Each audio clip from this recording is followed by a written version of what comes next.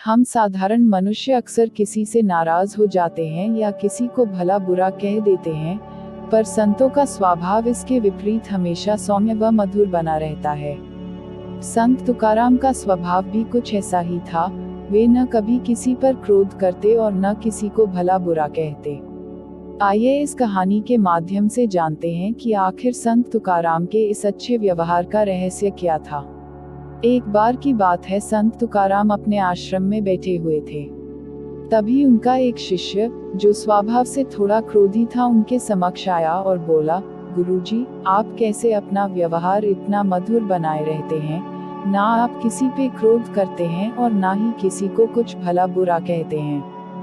कृपया अपने इस अच्छे व्यवहार का रहस्य बताएं। संत बोले, मुझे अपने रहस्य के बारे में तो नहीं पता, पर मैं तुम्हारा रहस्य जानता हूँ। मेरा रहस्य? वह क्या है गुरुजी? शिष्य ने आश्चर्य से पूछा।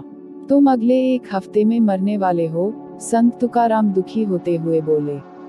कोई और कहता तो शिष्य ये बात मजाक में टाल सकता था, पर स्वयं संत तुकाराम के मुख से निकली बात को कोई कैसे काट सकता था। शिष्य उदास हो गया और गुरु का आशीर्वाद ले वहां से चला गया। उस समय से शिष्य का स्वभाव बिल्कुल बदल सा गया। वह हर किसी से प्रेम से मिलता और कभी किसी पे क्रोध न करता। अपना ज्यादातर समय ध्यान और पूजा में लगाता। वह उनके पास भी जाता जिससे उसने कभी गलत व्यवहार किया हो और उनसे माफी मांगता। देखते देखते संत की भविष्यवाणी को एक हफ्ते पूरे होने को आए। शिष्य ने सोचा, चलो एक आखिरी बार गुरु के दर्शन कर आशीर्वाद ले लेते हैं। वह उनके समक्ष पहुंचा और बोला, गुरु जी, मेरा समय पूरा होने वाला है, कृपया मुझे आशीर्वाद दीजिए। मेरा आशीर्वाद हमेशा तुम्हारे साथ है पुत्र। अच्छा, ये बताओ कि पिछले 7 दिन कैसे बीते? क्या तुम पहले की तरह ही लोगों से नाराज हुए, उन्हें अपशब्द कहे? संत तुकाराम ने प्रश्न किया। नहीं नहीं, बिल्कुल नहीं। मेरे पास जीने के लिए सिर्फ 7 दिन थे, मैं इसे बेकार की बातों में कैसे गंवा सकता था?